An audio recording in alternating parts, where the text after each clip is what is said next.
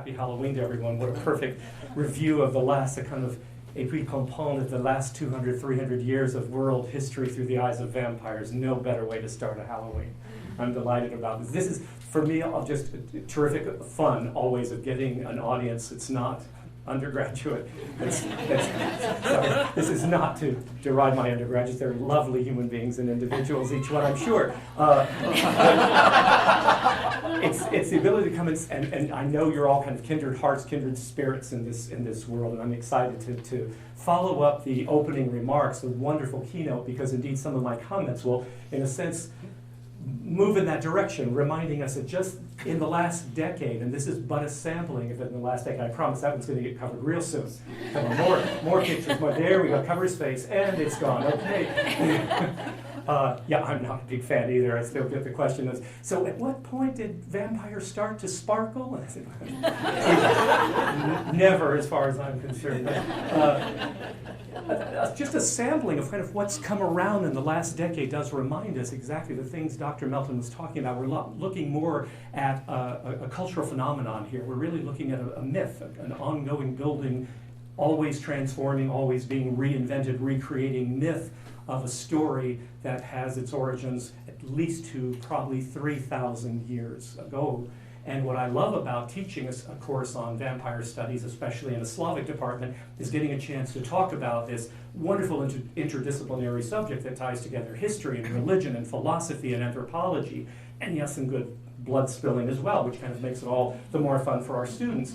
The topic is not an accident. When Dax asked me to put in for a title and all, I thought a bit about it because I wanted to talk just a bit about the things Dr. Melton was mentioning of the kind of British royalty who brought the vampire into the Anglophone world, basically. But I wanted to tie it back to the granddaddy of it all, in a sense, sort of the Slavic, non-Slavic, East European tradition. And so I call this the talk from vampire to empire, and it's not simply, it doesn't work in good American English. I stole this title actually from a colleague of mine at Florida State, Dragan Kujundžić, a wonderful Serb, tongue-in-cheek, I look at vampires because I am one kind of guy.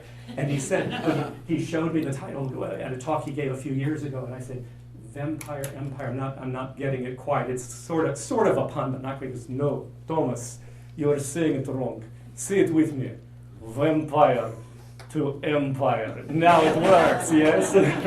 So this is indeed the vampire going to the empire, and how the story not so much was stolen, borrowed, but is again reimagined. And I'm going to take it back to its Slavic roots and show where the story is in a sense today. So real quick just a quick reminder for those of you, I didn't want this to be, English Lit 101, but rather to remind you how embedded early on, 18th century, we really start to get the vampire story in the Anglophone world. Coleridge's Christabel bringing one of the first not only vampire figures, but actually tying together with a wonderfully intriguing, when you weren't supposed to say the word, lesbian vampire, an entire whole nother issue of sexuality tying together with the idea of the blood drinking and exchange of fluids and so forth. Very naughty and extremely appropriate for the early 19th century. Very much in that vein, yes, here they are again, paired together. Notice he's looking away from Polidori. That's exactly the point here. George Gordon, Lord Byron, taking full responsibility, but absolutely none, for John William Polidori's wonderful, wonderful piece called simply The Vampire. I always bring this one up, actually, again, given not just that it's an early piece, it's a brilliant piece. If you don't know this one, read it, because I tie it always to the 21st century vampire, because in the Slavic world, it's one of the very first vampire stories we get that's the vampire within our own people. He's one of us. He's not an other. He's not an outsider. He's Lord Ruthven. He's moneyed. He's upper middle class. He's a vampire. And so it's really kind of a cool story. Joseph Sheridan Le Fanu, everyone knows the wonderful, again, bringing back that notion of the sexuality and the vampire story in his wonderful Carmilla, part of the Dark Blue series and all this, and illustrations by Fitzgerald that went with one of the earlier editions of it, really brought the vampire in the Anglophone world to light. But it's this guy, of course. It's good old Irishman cum Londoner Bram Stoker. at the end of the 19th century, who draws on the story that eventually does become the big bad book that becomes the vampire story, basically, for the end of the sort of turn of the last millennium, or the last century, I'm sorry, into the new millennium, basically, the Dracula story that he does build. We were actually talking during break, and it is interesting, Stoker, of course, well before McNally's quite legitimate claim that, here is the connection between Vlad the Impaler Dracula, the Romanian prince of Wallachia, and Stoker's creation of Dracula, the character there. They're actually the same. Stoker, there is evidence along the marginalia of the Stoker manuscript. He goes through travelogues of a lot of Brits who had been in the Carpathian region on basically summer holiday, and in his marginalia makes very clear note that their stories of this creature, this prince cum monster that ruled the area, was also a hero. And he loved, you can see, and they're going through names for his monster, and there's some of them are truly terrible, as demon, and that he just kind of banal. He plays with a form of Nosferatu and scratches it out. And ultimately, there's this wonderful place where he writes the word Dracula and underlines it. Exclamation point, this is going to be it. This will be this is going to be the novel. So the connection's there, but where is it really? And when we go to the biggest, baddest boy of all, coming from that wonderful region, I always love the fact that geography plays such an important part of making this story true. And I also love that I always call my course the Slavic vampire, when indeed it begins in a completely non-Slavic part of Eastern Europe, Romania, and not really a Slavic connection. And the next closest vampire story, which I'll talk about, comes from Hungary as well, also non-Slavic. But there they are, right in the middle of Slav world. So we claim them. Vlad Putin would certainly say we claim them. We're all Slavic brothers, aren't we? Even in Texas. Here we go. So you've got this great border, the Carpathians, the Transylvanian Alps, and it's almost as though it were, sort of God's evil side embracing this region to say, now let something bad go on here. And it becomes this great Transylvanian cauldron that produces our boy, the poster child for all Dracula studies, basically, Vlad Tepes, the Impaler Dracula. My students studying Russian love this because, of course, right away they make the connection. They go, so wait, his father was not Dracula, his father was Dracul. That would have made him Dracula, which is genitive son of Dracul. It's grammar. And it's vampire grammar. I love it. The vampiric grammarian. There it is. That's us. Well, the Dracula story, of course, breeds such a wonderful tale for not just our own coursework, because, again, tying together the history of the period, 15th century, Central Europe, the movement of the Muslim Turks northward, trying to take area away from that would be leaning toward a form of early Catholicism, leaning toward a form of orthodoxy, and the one man who can stop them with his ragtag team of peasant soldiers, Vlad Dracula, and his putting a little forest of impaled bodies doesn't hurt, that he's able to stop this army.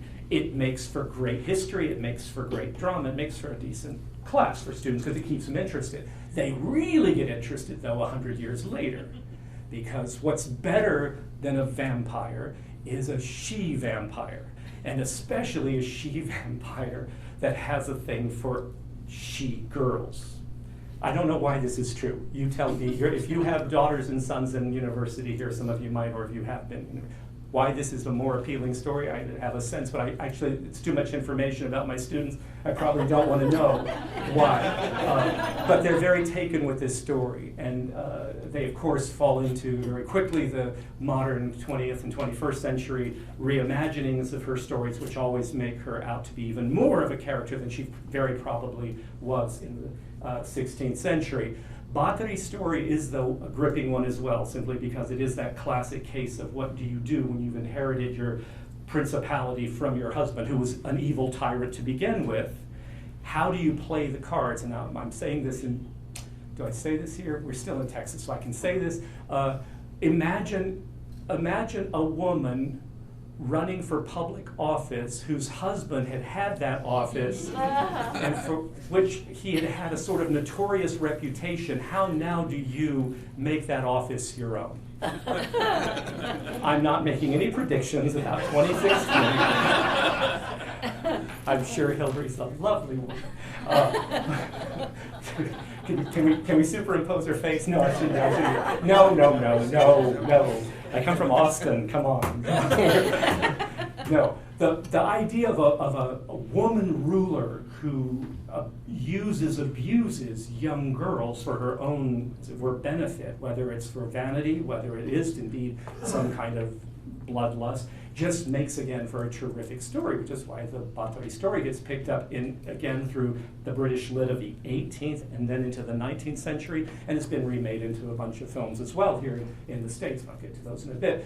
The screen loves the story, obviously, one of the very first silent films, the kind of classic Nosferatu, which in fact without this film we I think wouldn't have so many of the tropes that we now associate with what a vampire is supposed to be, how the myth got developed, the first sunlight of a vampire, right? The idea that sunlight and vampire don't mix comes from this film. Max Schreck, probably my favorite vampire actor cum character ever. I just think, what can you say? I mean, that he apparently was that character. He was kind of a Nosferatu character, hence Shadow of the Vampire, making a whole film about what if the actor who played Dracula really was a vampire? Wouldn't that be interesting? And we watch our crew slowly disappearing as they film the movie. But, breakfast, snack, lunch, snack, and so forth. Nosferatu is again one of those markers that kind of puts the East-West tie together of how can you make Bram Stoker's creature, the physiognomy in particular, come to life for a group of undergraduates. Real simple. You take the almost word-for-word description of an ethnic profile, and indeed that's the face that many Germans saw even in the early 1920s when the film was released, to become the face of that which you fear and or hate. And so taking Stoker's description, which again he borrowed mostly from travelogues of the high forehead, the aquiline nose, the ears that come to a point, the mostly bald head with a few tufts of hair, elongated fingers, these are all features directly from Stoker's retelling of the travelogue stories from Transylvania, and you get this incredibly creepy, wonderful, to present day. I'm always impressed that talk about staying power of all the filmic portraits. Nosferatu still gets an undergraduate in 2015 to quiver a little bit. The silentness of it all with the music in the background, and that does play a large role of which version you're listening to. I'm so pleased that the Centurion edition of this a few years ago came out with different, you can choose what you want the soundtrack to be for your playing of Nosferatu, and so find the one that creeps you out the most. It's what I always tell my students. It is the one also I give them the Halloween challenge for, so I'll find out when I get back to Austin tonight. I'll find out tomorrow. I challenge them all after they do whatever they do when you're 20 for Halloween. I don't remember, I really don't remember. But for a variety of reasons, it was the 70s after all. But whatever they do, when they get back home, I challenge them, okay, if you have a little bit of energy left, it's only a 90-minute film, trust me, put the film on, stream it, whatever, but turn all the lights off and watch the film in the dark, turn it off, and try to go to bed. And I challenge them. Anyone who does, I said, you will not have to take the final exam. You will A, the course with nothing else. If you can prove to me you did this. So I'm sure some videographers out there filming each other watching the movie Nosferatu this weekend. So that brings us finally to the Dracula 31, Todd Browning's American classic, the perfect antidote to the Great Depression. What does a country in need of diversion want? Science fiction on the one hand, on the other hand, horror. What could be worse than living through the Great Depression, a world war, whenever we do have these spikes of vampire production, when there are economic crisis or plagues or whatever, monsters, vampire, sci-fi to the rescue. Browning's Dracula, again, gives us that updated story, many details, not just the actor. Bela Lugosi plucked from Hungary to play the role, to give us that authenticity of the idea of the East European, Slavic, non-Slavic, but from the region vampire. So again, all of this being even the pop culture fodder that we've grown up with, all of us, even if my father's one who introduced me to the 31 version when I was a very small boy, and it's probably what got me interested in the whole lore to begin with. Why is it that the story rings so true to us today, even in 2015? Well, let me pull you through my I'm going to do my one semester course in about 20 minutes here, or less, is talk you through a few of the guys, the big, always big white dead boys of Russia, who brought the story to Russia and have kept the story going there, a story that we import, that we consume and reimagine into some of the stories that we do here. And I'll show you at the end how that comes together. This is probably one of our earliest of the literary figures from the Russian area. This is Nikolai Karamzin, as you can see, end of the sentimental period of literature of the late 18th century, really starts his proper literary explosion at the very end of the 1700s and cracking into the 1800s, continues to write. But he's this incredible mix. Russia is a funny case study in literary history because it doesn't have a traditional British, French, German, West European kind of period of sentimentalism, period of romanticism, period of realism that you can write about in a dissertation. Instead, it kind of, the periods mix. It depends on what city you're in. It depends on whether you're on this side of the Ural Mountains. Were you educated, were you not? For Karamzin, though, in Moscow, in this wonderfully robust period of time as the beginnings of Russia's true golden age, the time that really makes it the European capital country that it was in the 19th century, he takes elements from the old period of sentimentalism, the single tear falling from your eye at the end of the story as you realize the female lead, because always if there's a female lead, she will be dead by the end of the story in sentimentalism, right? I'm serious, right? Clarissa dies. 800 pages later, she dies. But you have to get through all the sentimental schmaltz to get to her death, but it's all about that. For Karamzin, the female lead will also die at the end, but there's a twist. He's toying with ideas in stories like The Island of Bornholm, which interestingly has yet to be made. It's a short piece. It's a dozen pages long, and yet has the entire plot line that could be a terrific film, really is, right?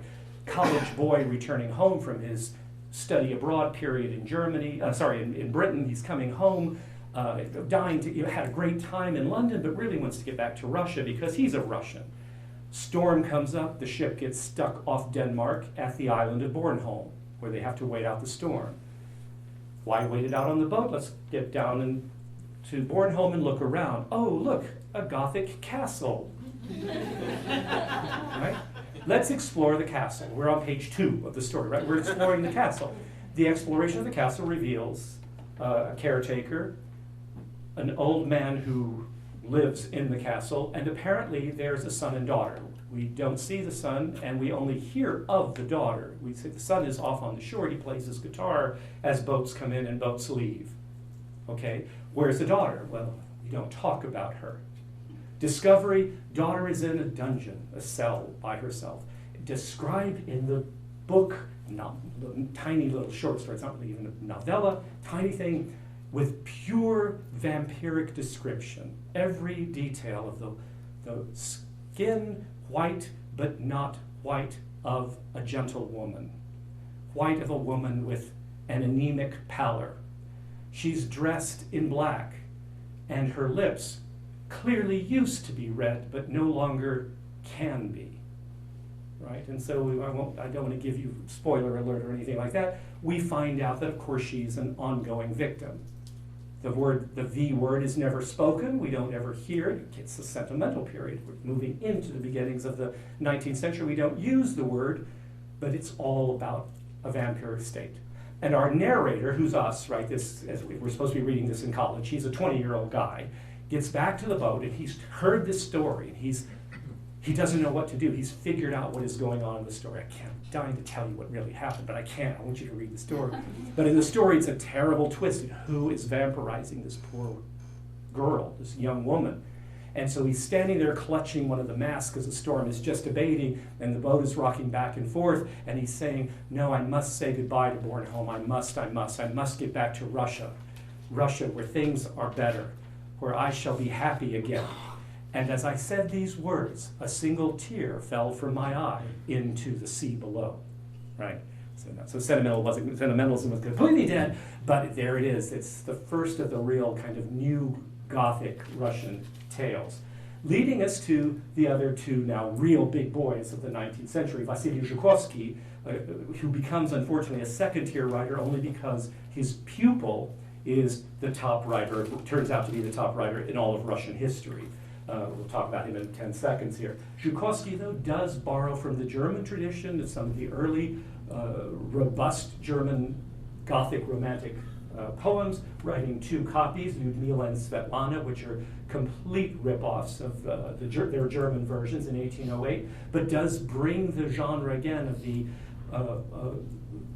having been vampirized woman who sees in her dreams her own vampirization. That is, she can't understand, she must have some disease because she keeps losing weight, she keeps getting paler and paler, something's wrong with her, and finally in her own dream she sees that she's being vampirized. And well, of course, it's not a dream. She really is, and it's happening in her sleep. 2 wonderful stories. But Zhukovsky is completely overshadowed by Alexander Pushkin, who's his star pupil, but also turns out to be singly the greatest Russian writer of all times. And very quickly Pushkin establishes himself not only as a prolific poet, but also a kind of essayist, short storyist. And very in a quick succession, he doesn't live long, as you can see from his years, classic kind of Byron-esque figure, lots of women, lots of excesses in his life, and he dies much too early in a duel. But he dies not before putting out several of his best-known poems, The Drowned Man, Utoplenik, The Bridegroom, Жених, and Biesi, or Demons, the demons, all of which not simply have vampires as their theme, but actually as their central theme to them, or at least the idea of a revenant, a returning person. Vampire stories have finally hit their stride by the time we get to the middle of the 19th century with Russia's first comic writer. And in fact, Mr. Putin would be upset if I didn't mention that actually Mr. Gogol here is not a Russian, but a Ukrainian. But a Ukrainian who wrote in good Russian. He did write in Russian, although most of his stories were very heavily influenced by his Ukrainian language as his heritage, as his birth language. In 1835, he writes a longish story, a kind of novella called V, a nonsense word. And in fact, the opening line of the story is V, an asterisk. And he describes it. This is a mythical, folkloric character, a sort of what we would put into our kind of German-based folklore as an old-school gnome, except a large gnome. That's, I know, an oxymoron, but a creature of the mountains, of the rocks, this kind of big earthy creature that lives somewhere in the other side, the dark side. But there is no such creature. This is entirely Gogol's imagination, and that's what makes the story particularly wonderful. So for this bit, I wanted to say, so it's one of the handful of stories about vampires that was not only allowed to be read, produced, circulated during the period of the Soviet Union, but actually within the Soviet period made into possibly one of the best early vampire films from that Soviet period. A film of the story V by a wonderfully innovative, some called him in fact visionary, kind of the way Stanley Kubrick was, and this kind of seeing the world in Technicolor before there was Technicolor, of really being able to say what you put on film can make more of an impression than real life does. And this was Alexander Ptushko, Ukrainian, again a Ukrainian who made the first film of V. There is a newer version, by the way, speaking of postmodernism and so forth, there's now a 2013 version of V. I didn't bring a clip, I brought these tiny short little clips for time's sake and all, but just to give you a taste.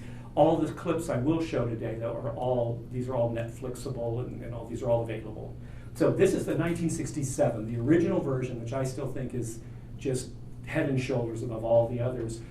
Story of 3 young priests in training, monks basically, who go on a bender, they drink too much and all. Gogol did not have any use for religion, so he often made religious figures butt of a joke. These 3 guys, young priests in training, go drinking. In their hijinks, they accidentally kill what turns out to be a witch.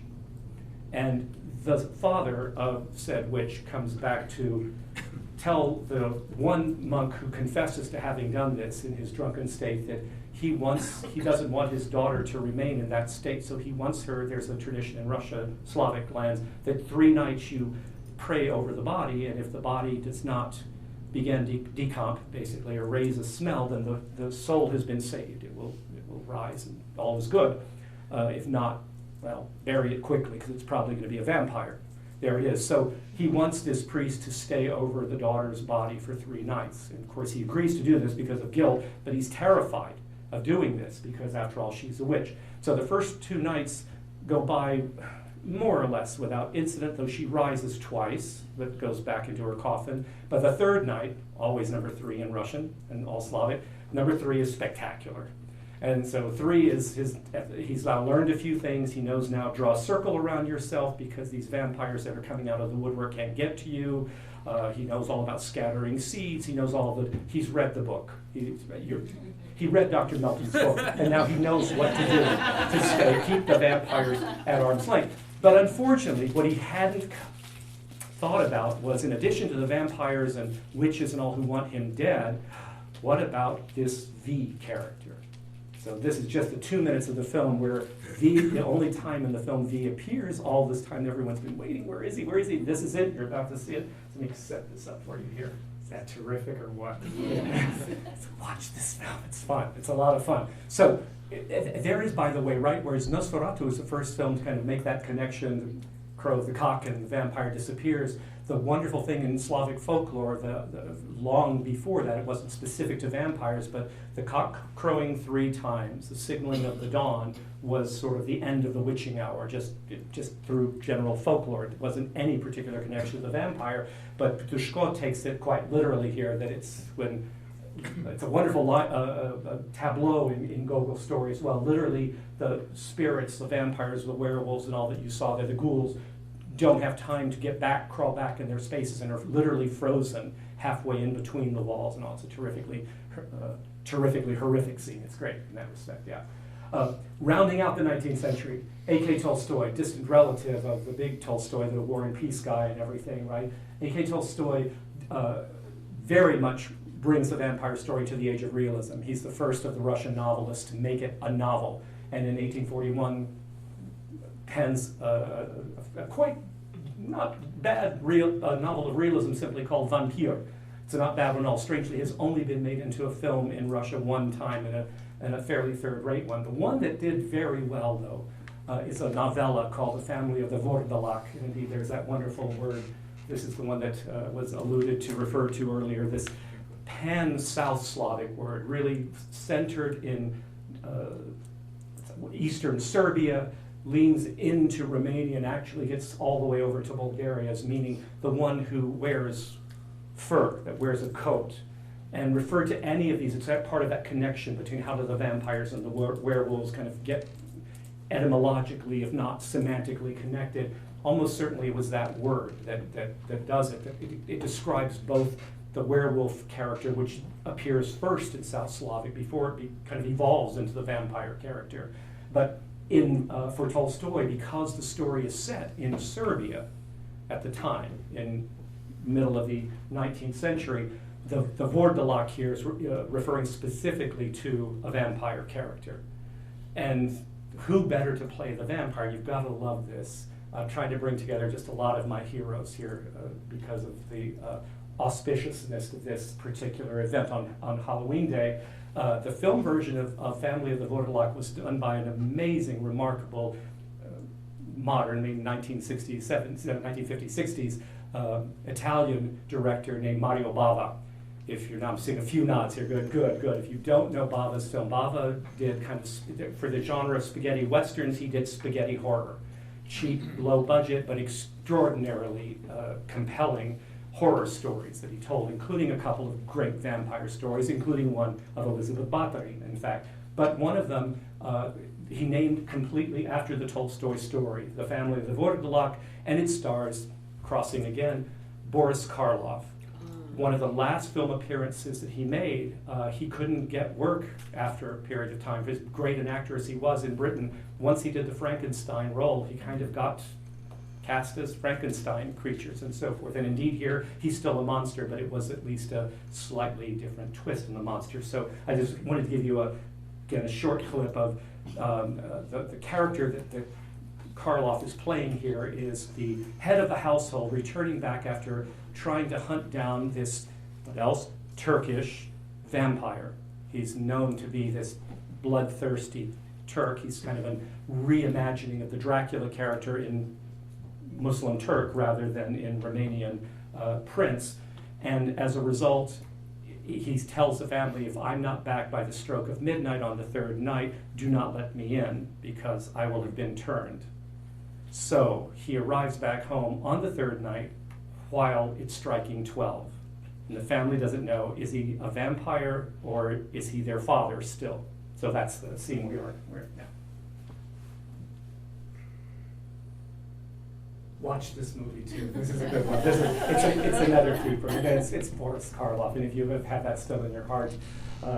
Turgenev, the one from Fathers and Sons, also dabbles in a novella called Phantoms, made into a couple of short story subjects for later Russian. My own personal hero that I wanted to get to was Mikhail Bulgakov, one of the, I don't want to call him a best kept secret because I want everyone to know about him. If I have to put one novel on the top of my undergrad's reading list, it's Bulgakov's Master and Margarita, which is what I'm going to put up here in a bit here. He writes a short story called When the Dead Rise from the Grave, when he's fairly still early on in his writing career, but it's this masterpiece novel that he writes until the year he dies. Repressed terribly by Stalin, he was kept under house arrest. He was strangely one of Stalin's favorite personal friends. He liked Bulgakov, but he hated Bulgakov's works being disseminated. He wanted Bulgakov always to come over to the Kremlin and read his stories or even perform them personally, because he liked them so much and thought they were so terrific, but he didn't want the public to know them because they were so controversial. When the Dead Rise from the Grave is just good old-fashioned Soviet-style satire, making fun of the fact that what do you do if a vampire appears in a Soviet village? Do you register him as a corpse, a deceased person, or as a living person? And if he's a living person, does he get a share of the harvest like everyone else? So it's a terrific little satire. Master and Margarita is simply, in my personal humble opinion, one of, if not the best novels of the 20th century. Read this one, guys, if you haven't. Checking my time, I should look over to Dax to see how is okay, because I've got a couple more clips. I just wanted to say, I'll show the clips, I'll show the clips. If I run out of time, I won't play the song. Yeah. So in the novel, there are two wonderful vampiric scenes in it. The novel itself is a kind of good and evil story. There's a lot. The devil comes to Earth in 1930 because basically with Hitler around and Stalin around and everything, hell has kind of won. It's hell on Earth. So he's sort of saying, I'm here to claim Earth is mine. And this kind of Christ-like feature appears and says, not so fast, I think there are still some good people left. And the devil's whole job during the novel is to find good on Earth. And in doing so, we meet some really unfortunate Soviet character types, including the one we'll see who meets his demise fairly quickly in this short scene. A typical petty bureaucrat, Likhadeev, who has no life other than stamping people's decisions, that is government decisions, to say no to whatever they request. Could we get more food in our village? No food in the village. Can we get more building? No building materials. No. So what else, is about to now meet one of the devil's retinue in this little short clip. This, by the way, is a retelling of the story which could only be done after the collapse of the Soviet Union. This is from a 15-part post-Soviet television series from the early 2000s. It became one of the biggest, most watched television series in Russian history ever. So it played and then was put on DVDs and sold as much in that format as well.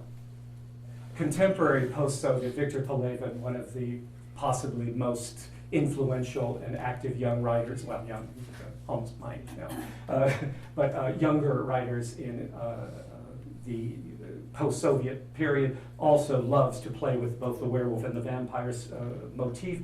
Probably is best known as a werewolf problem in Central Russia. A lot of Pelevin's works would still go on to the big screen or small screen, but he is amazingly recluse and doesn't like to see, doesn't like his works even read out loud, much less put on screen, so he hasn't given permission. This guy, on the other hand, a Belarusian named Sergei Lukyanenko, is very eager to have his works put out and is happy to have them done. He's sort of the Stephen King of the post-Soviet world, most famous now for what used to be, and I'm now going to have to change this slide, I've called the Watch trilogy, the Dazor trilogy. It's now in its 7th volume, so it's now a septology, I suppose. and getting bigger. He's not going to stop adding these. The Dazor series is about the world, the Russian world now, the Russian-speaking world, where everything has now been divided into the good vampires and the bad vampires, seeking to get superiority one over the other. And it all, of course, comes down, as always, to one young man, one boy, who must decide, am I a good vampire or a bad vampire? And on his decision, like the Star Wars, right? Luke, are you, I'm your father, Luke, that kind of thing, right? It's will he go to the light side or the dark side? It is probably the single most now associated in modern Russia popular vampire story around. This is the film version, Nochnoi Dozor, Night Watch, done by, I love the fact that it's done, if you notice up there, by Timur Bekmambetov, non-Russian, a Central Asian Russophone director, terrific young man who's done both volumes of the Day Watch and the Night Watch. He was doing the third volume, filming it in Chicago, actually. The deal fell apart, and so it's never, unfortunately, been finished. But the Night Watch basically created for the young Russian viewer, for my students' age, basically for their generation, the kind of hip, cool, young Russian vampire, men and women. I should make clear it's not all about men vampires here. The fact that he can wear his Ray-Bans with or without fangs makes him, for my students, the coolest guy ever, because he has Ray-Bans and he has fangs. How cool is that? The story, though, really does take everything from the original Slavic tales that go back to the late Middle Ages, from the 14th and into the maybe early 15th century. Traits of the vampire. What I love is things like the whole notion of the reflectivity. Why can't vampires be seen in mirrors? Well, they have no souls, or they have no, what is in Russian, they have no spirit, right? There's no essence to them, so you can't see them. But imagine this. To the extent that the vampire couldn't answer the question, so why don't you have a reflection? Imagine, though, if a vampire holds a mirror to another vampire, can a vampire see another vampire's reflection, since neither of them has a soul? Well, apparently, they can see each other. So let me just give you a tiny bit of this scene here. So this is our young boy. The reason his mouth looks a little funny is a vampire who's invisible is holding his hand over his mouth here, so he can't yell. He is our hero boy. He's either going to go to the good side of the vampires and the world will be yay, happy vampires, or to the dark side. So this is one scene where two of the bad vampires are trying to bring him over by feeding on him. So my students always, Dr. Garza, that film, it's so violent. So, you're taking a course called Vampires, seriously? I can't believe you said that. It's not like I said, we're doing a course in fairy tales and their influence on Russian happiness. No. So anyway, the Dazor series plays up a lot of the most common tropes in Russia. I'm going to do this one quickly because I do want to just get that last bit and still have time for a few questions at least. The harpy figure gets replayed finally. It's been time that it hasn't been played up enough in some of the Russian stuff.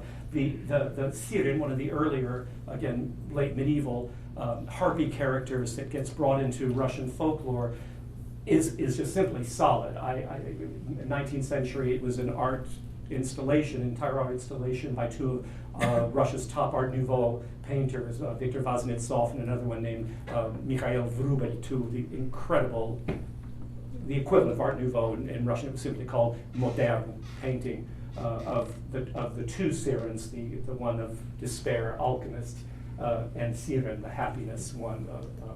Even in Contemporary, this is a plate I literally bought this past summer when I was in Moscow. They still play the Siren figure up even in kitsch type pottery and so forth. It's very much simply a part, ongoingly, of Slavic folk. In the Dazor series, the Siren character, the harpy and the Siren character is played into by an owl familiar for our lead vampire character, is that he's got this helper owl who turns into a woman and back into an owl as necessary. It's a just terrific trope in both the first and the second film. I had to get us to, that's why I needed a little bit of time just to get to, so who's the vampire of the teens, the 20 teens and so forth? Well, there's really only one, the king vampire. Vladimir Putin has now historically, I've been very carefully, since I do a lot of work on youth culture as well, and on especially conscription, what it does to a young person's life to know that you might have to spend 2 to 3 years of it in an area like the Chechen Republic fighting a war that you absolutely don't believe in. Putin has used that war as one of the bases of his kind of an invocation of the old form of the Russian word vampire, upyr, not vampire, which is what most Russians would say, not the cognate vampire. He uses the old Slavic form, upyr, and uses it specifically to talk about those dirty, blood-sucking Chechens. Ironically, or maybe justifiably, press in Russia, especially on the internet in memes, has really taken to kind of turning the table on him and making Putin, when he got on the Time magazine cover, into his own kind of joke vampire. And indeed, even take images such as this. His name is, after all, Vladimir, so it's Vlad Tsepesh Putin here is what you've got. To the modern time now, films that are in the 21st century, films like The Brother, this is now using Putin's definition of what is a modern-day vampire, is someone who, in using war, I mean, think about this, it's not an implausible metaphor, right, that by taking the blood of your brother, as it were, in combat, you are yourself becoming part of that whole vampire tradition. Films such as The Brother, Brat, introduced us to young actor characters like Daniela. Daniela became a kind of, the way Mel Gibson's Mad Max character sort of became a trope for me in college and so forth. Daniela's character became the same for the late 90s, early 2000s for a generation of Russians as this cool contemporary vampire. Indeed, so much so that it inspired even pop songs. Nautilus Pompilius, sort of the Rolling Stones of Russia, penned this song that's called Gentle Vampire. You can get this is very much an invocation of the war as well, a cold wind and an open window, long shadows, and this kind of sense of not being a vampire in the violent sense, but this gentle vampire. I'm a vampire who comes to you out of need, and you need to, in a sense, respect that need, this kind of get out of the life you're in, your girlfriends that you're with sniff glue, everything in this place, this sticky country. I love that term. This sticky country is like dirt. It all sticks to you. But I will ignite the fire in your eyes. I give you strength. I give you power. I'm your gentle vampire. And let me finish with just, literally, I'll play 10 seconds to give you a sense of quite how wonderfully dark Nautilus Pompilius comes off in this song version of it.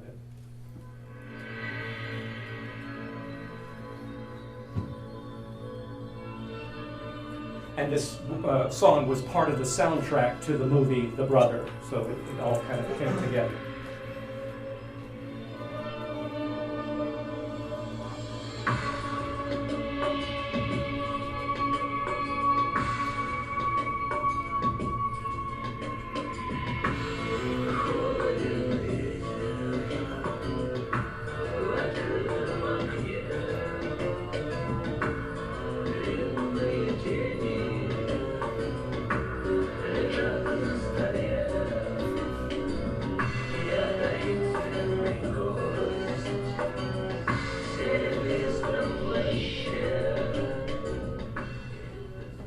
Just want to give you at least a taste of that to say, isn't that terrific? It's got this wonderful kind of goth feel to it all. That's, oh, yeah, 1, 2, 3, yes.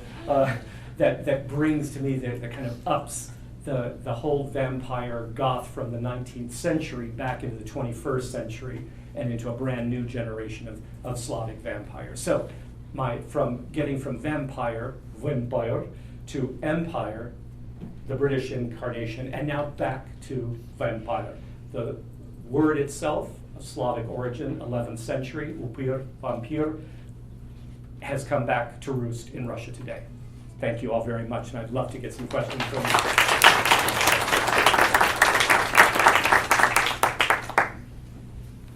Use the microphone, it's not just Please.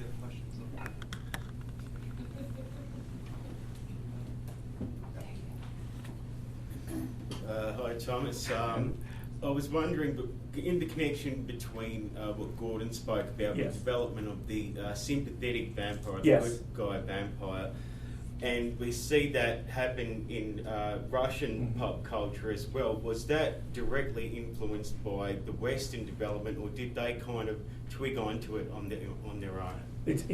They're almost concurrent. The Russian one actually predates the American appearance by about just a handful of years. So it's not enough for me to say that they win, because to me they're concurrent developments around, the classic Soviet Union is falling apart, and we start getting these sympathetic vampire characters in the 1980s, but they really explode in the 1990s. My favorite bit that I didn't talk about now, so thank you I can say a couple of words on it now. The Dazor series, the Watch series that Lukashenko writes, he writes starting in the late 80s, 1988. The first one appears. They appear as like graphic novels in Ukraine and Belarus first. They appear there, and then they make their way into Russia, and this is well before they become films. So the Soviet Union still needs to fall apart.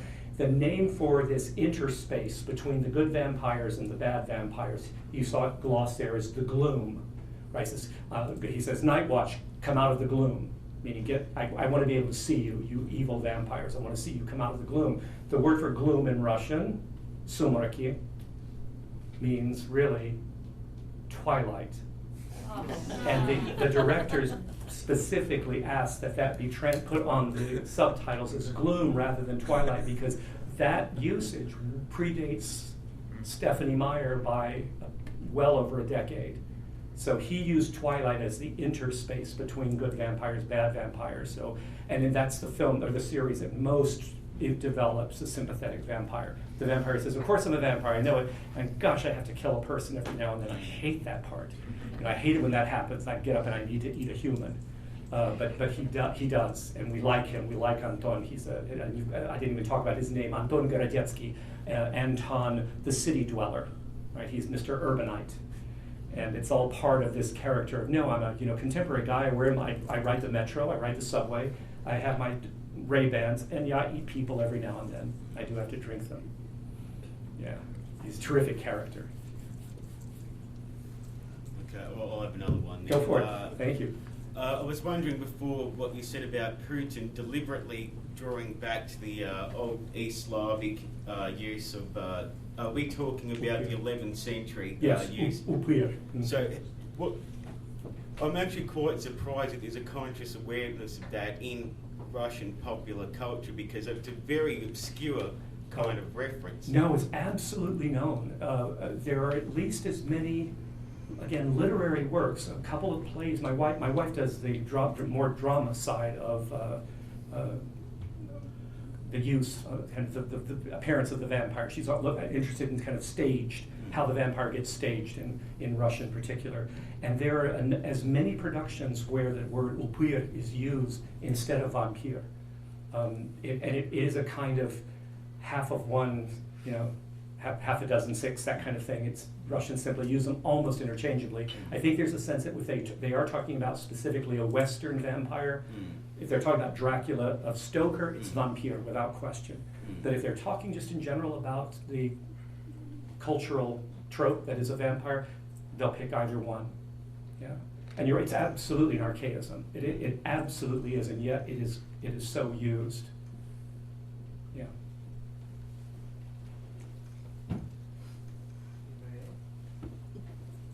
No, I'm serious. Go for it. This is how I do with my students. I always say, be bold, be brave, be beautiful. Pick which one of those you want to be. Here's a bold question. Thank you. Do you believe vampires existed? Thank you. Your check is in the mail. I so get that question every semester, and I'm going to now steal directly from my wife. Thank you, Elizabeth. She's the one that takes a Brit. Yeah, they do exist. Who gave the best answer? She was doing a radio show and was given that as one. So, do you believe vampires really exist? And her answer was in a Britishism. I can say that I believe they don't necessarily do not exist. And the guy said, "Oh, okay, thank you then. All right, we're going for a commercial now." I love that answer, because what I understood what she was saying was, to me, the myth is such a real thing. Myths like these, and I upset a lot of the political right at the University of Texas. I've been on the hit list there several times for the Young Conservatives of Texas because I not only make comparisons between Christianity and vampirism, there's some similarities there, but they're there. But specifically to that question is the kind of sense of myths like religious myths endure precisely because there must have been some kernel of truth that allowed them to develop as strongly as they did. So whether we want to believe that there such things do exist, right, and there are actually individuals out there who biologically really do not just need, that they live on the drinking of blood, almost becomes irrelevant because the culture that's developed around them tells us we must believe it's there. We must believe that something's there, the same way one would say, and I'm really not trying to be disrespectful, but that's how religions work, whether you're Christian or Jewish or Muslim, is that if it weren't for the idea that this individual or this group, depending on your religion, set up this set of beliefs, what else do I have to believe in? I can't show you God, but I believe in God, right? That kind of thing, right? If I believe in God, it's not because I can say, here's a picture of me and God last week at the barbecue, but rather, I believe it. And enough of us are willing to talk about this subject, not just in academic terms, not just in pop culture terms, but actually in real life, everyday terms. You know, we talk about Dracula the way we would talk about a relative sometimes, right? So the short answer now is, yeah, I do. I really do believe there's something there. There has to be. Otherwise, I'm out of a job. You're working, so it demonstrates itself. Thank you. That's a good negative proof. I like that. Just to follow up on that, whether or not, like you said, people who actually drink blood actually exist in the world, isn't there something to be said for the idea of like an emotional vampire that essentially has the same effect on other people? They kind of suck that life out of the room or out of the conversation. That's the one my wife does call me. She says, oh, you're one of those. It just kind of, it's all the energy. Absolutely. I mean, right, we look at not just simply the biological, I need to be a parasite and drink blood to survive, to live. There are emotional vampires that will draw energy that way. There are psychic vampires that will, almost, I make the joke in my class and as they try to wrap their own heads around the difference between, say, a psychic and psychotic vampire, the Charles Manson type, right, who can get you to believe, to drink the Kool-Aid. And there are such types, without question. We know that. Indeed, Putin has got a lot of those characteristics of someone who gets the people around him to do exactly what he wants by just almost thinking it. There are definitely people who draw energy away from others in a detrimental way, without question. This is Belanger's area much more than mine. She's done a couple of books on emotional and psychic vampires that I think are quite compelling. I mean, almost all of us have had the bad boyfriend, bad girlfriend, right, who feels like that, wow, you really do just drain it right out of me, right? And hopefully we don't wind up staying with that person for a long time. That's, yeah. Anyone else? No other lovers of Russia and no Putin fans? Seriously? No?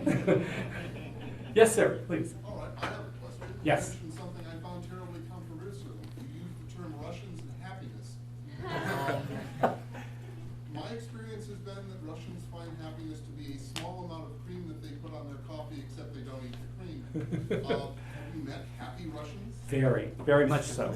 I have, actually. That's a terrific question, and actually it's one of the ones I like to answer the most for almost any audience in understanding cultural difference. I mean, let me start with myself, right? How does someone whose name is Tomas Jesus Garza from South Texas wind up living in Russia for 6 years, right? There it is. We find out that the mortal coil that kind of holds us all to the world that keeps us from flying off, right, into the outer regions, does also bind us in other ways. And I think what we do is too often try to find in others what's like us on a one-to-one kind of correlation, that it's easy for me to understand, oh, you eat beets too, that's great, I do too, we like beets, we must be alike, right? I think we too easily say, for example, Russians never smile. And Russians say, those Americans smile all the fucking time. So what's up with that, right? And if you really just chip it away. A Russian will tell you, we do smile. We absolutely smile when we have something to smile about. And sometimes that's not very often, but when it's there, you know, a child is born, someone has a birthday, we do smile, we laugh, we have, you know, we will light up. Americans will tell you, we smile all the time because we don't want you to know that we're not happy, because we're supposed to always be happy. Didn't you read the Constitution and the Declaration of Independence, pursuit of happiness? I pursued it, I found it, I'm happy, right? So I think on both sides, there's this kind of misapprehension that, well, you're just not like us, but actually there's much more similarity than not. And the Russians can be very happy people, they just really don't show it unless they are very happy. Yeah, thank you. Yes, ma'am. Ah. Get away from my mouthpiece. I feel like Phil Donahue. This is very impressive. It's great. It's going to talk about a talk show. I was raised in West Germany, Right. in the 70s. My father was Command Sergeant Major of the 8th Division, so we were not very far Nope. from the line. Nope. And I think a lot of the idea that we have that Russians or Eastern Europeans are these horrible, boring people with nothing to be happy about stems from the propaganda we were fed in the 70s about American superiority and Soviet Union inferiority. You know, we got a lot of it. Yeah. And I guess the other thing that I wanted to say was that I'm a social historian, and I find that with myths, not just vampires, any vampires, you know, even coming down to the story of Hansel and Gretel. Absolutely. Most the fairy witch is in tales. the wood. Why do you tell the children the witch is in the wood? Because you don't want the kids going into the wood. Of course. You know, there's, like you said, there's always a source, and that source may be maybe a person who was a little unhinged and sat in the wood and drank blood, who knows, you know. On the other hand, but there's a need that these stories fill for us. Absolutely. Whether they Otherwise we wouldn't make reinforce, them. right, whether they Right. reinforce our fears to keep us safe, or they, or on the flip side, if it's a good story, I can't think of one off the top of my head, but I'm sure there's one out there somewhere. You know, that reinforces what we think is good about ourselves, and maybe making a circle back to that propaganda that came out in the 50s and the 60s and the 70s, that you know, America was the most amazing place in the world and the USSR was the most horrible place in the world, when the actual reality of the situation was, people are people. That's the mortal coil again. Absolutely. And indeed, I think the two parts of what you said, both I completely agree with, actually are very much related.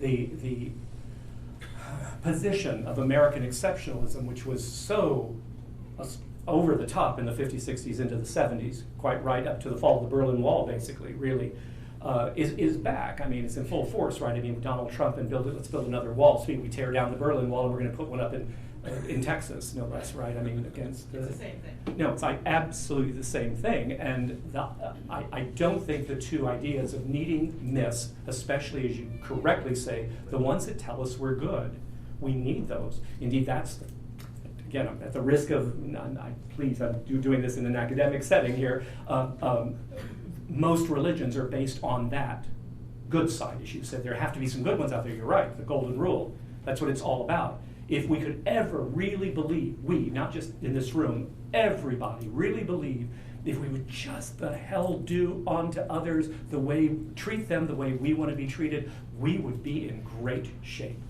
No war, no one-on-one body problems, right? No murders, no rapes, no assaults. I mean, no, because we would never want that to ourselves, right?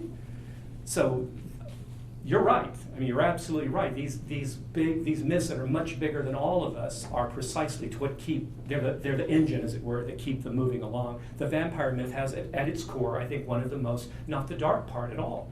I've really quizzed over the 20 years now I've taught this course, really quizzed my students, you know, what is it for a 20-something that makes you so interested in this topic? And a few of them will say, you know, well, I like Edward, you know, whatever. You failed. You just failed my course. Yay. I have the power. I have tenure. You failed. But the majority say, what do they say, right? Well, I mean, it's all about eternal life, right? It's all about youth and you know, it's funny, they just put that whole murder, blood drinking part aside. They just, you know, they forget that. It's all about, I get to live forever. It's kind of like the whole other life but still being to be part of this world. I can keep my feet on the ground and still be eternal. So how much are you looking at a combination between the fear of death Mm-hmm. and the desire for power? It's a very, very fine line to toe. Absolutely. Yeah, absolutely. Terrific. Thank you. We'll get Yes. one more. Thank Oh, you. and just a comment. Sure, please. Joseph Campbell stated that the Mhm. greatest purpose of myth is to guarantee you life after death, Mm. which is. That's it, right? And you now said exactly what got me on the Young Republicans of Texas hit list. I drew a T chart and I put, Christianity and vampirism, and there they were, right? I mean, and there's some of them are silly, like the stake through the heart, the nailing to the cross. But the resurrection, the life ever after, the taking of my body, drink of my blood, I'm sorry, there's just a lot of stuff there that, at least semantically, is identical. And I say that having been raised an unfortunate Catholic through most of the 60s, and as they say, I'm a bad Catholic twice removed. Yeah. But thank you all so much, and again, thank you, happy Halloween, and I couldn't have thought of a better way or a better place to spend it. Thank you.